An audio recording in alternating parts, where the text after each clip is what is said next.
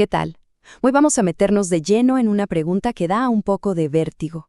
¿Será que nuestra sociedad se está pareciendo cada vez más a la distopía que George Orwell imaginó en su novela 1984? Vamos a ver qué tan cerca estamos realmente. Y para empezar, esta cita de Hanan Dural es directa. Nos pone a pensar si no estaremos ya viviendo en ese mundo orwelliano sin siquiera notarlo. Así que, con esa idea en mente, vamos a sumergirnos en la evidencia. Varias fuentes, como POV Magazine o el World Press Institute, están sugiriendo que el año 2025 está reflejando temas de 1984 de una manera que, la verdad, pone los pelos de punta. Y ojo, no hablamos de una simple comparación literaria, no. Se trata de analizar patrones muy concretos. A ver, lo que tenemos aquí en la pantalla no son miedos abstractos o posibilidades lejanas, son tendencias documentadas. Pensemos en puntos como la vigilancia masiva o cómo se van debilitando los organismos de control independientes. Son elementos que, analizados en conjunto, muestran un patrón que va mucho más allá de una simple coincidencia. Y aquí está el meollo del asunto. El mecanismo que hay detrás de este cambio, y que Orwell predijo con una precisión increíble, casi siempre empieza por el mismo lugar, la manipulación del lenguaje.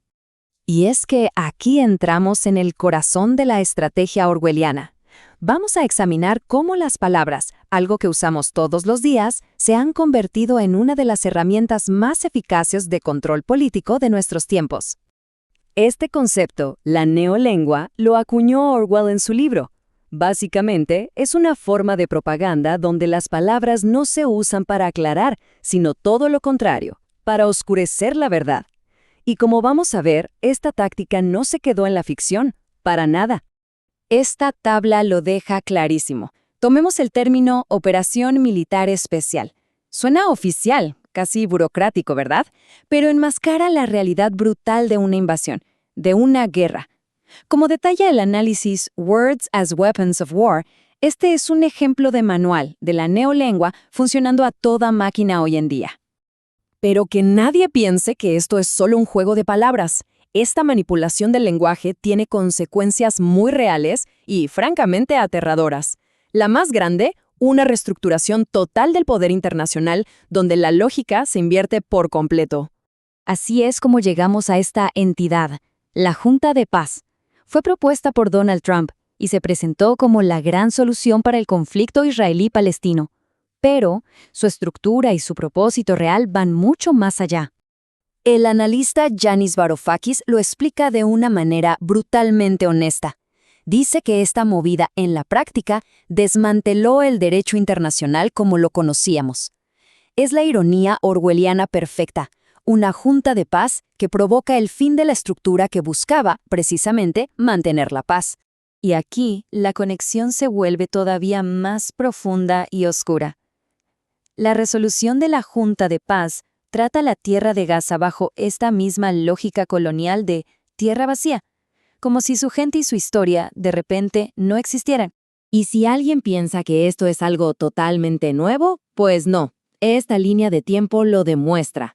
Es un eco directo de cómo empezó el colonialismo. El modelo es el mismo, una entidad privada, con sus propios intereses, que toma el poder y las funciones de un Estado, operando por encima de cualquier ley. Entonces, para que quede claro de qué estamos hablando, se trata de una empresa privada, no es un Estado, opera totalmente al margen de la ley internacional. Para ser miembro, hay que pagar $1.000 millones, y no le rinde cuentas a nadie.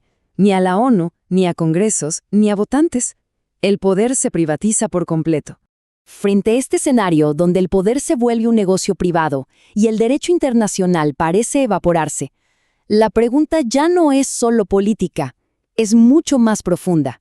¿Cómo procesamos un cambio de esta magnitud? Aquí es donde una voz como la del Papa León XIV le pone un nombre. No lo llama política o estrategia, lo llama un delirio de omnipotencia. Esta frase es un diagnóstico moral que cambia el foco de lo externo, de la política, a la mentalidad interna que impulsa todo esto. Y ante esta agitación, ante este delirio, algunos líderes espirituales proponen una respuesta muy distinta. una que no empiece en los pasillos del poder, sino dentro de cada persona. El monje Khenpo Rinchen Yaltsen, por ejemplo, sugiere que nuestro estado interior es una fuerza real y poderosa para el cambio. La idea es que sí, hay que actuar en el mundo, pero la paz mundial también se construye, se cultiva desde adentro. Y esto no es solo un deseo pasivo, se plantea como una aspiración activa, un trabajo para disolver la hostilidad, empezando por la que podemos llevar dentro, en nuestros propios pensamientos y emociones. Y este es el siguiente paso, expandir ese enfoque. La práctica no se queda en la paz de uno mismo, sino que la usa como un punto de partida para proyectar una visión de armonía para el mundo entero. Esta práctica de cultivar la compasión es, en esencia, una contranarrativa. Es la respuesta directa al lenguaje de la división y el conflicto que vimos al principio. Es una forma de generar paz en un mundo saturado de palabras que se usan como armas. Al final, después de todo este recorrido por el poder, la manipulación y las respuestas espirituales, nos quedamos con esta pregunta, que es profundamente personal y sin duda da mucho en qué pensar. Muchas gracias por acompañarnos en este análisis. Llegar al punto clave no siempre es fácil, pero aquí siempre buscamos el quid. Gracias por tu tiempo y por tu curiosidad. Suscríbete para más respuestas y, como siempre, gracias por estar ahí.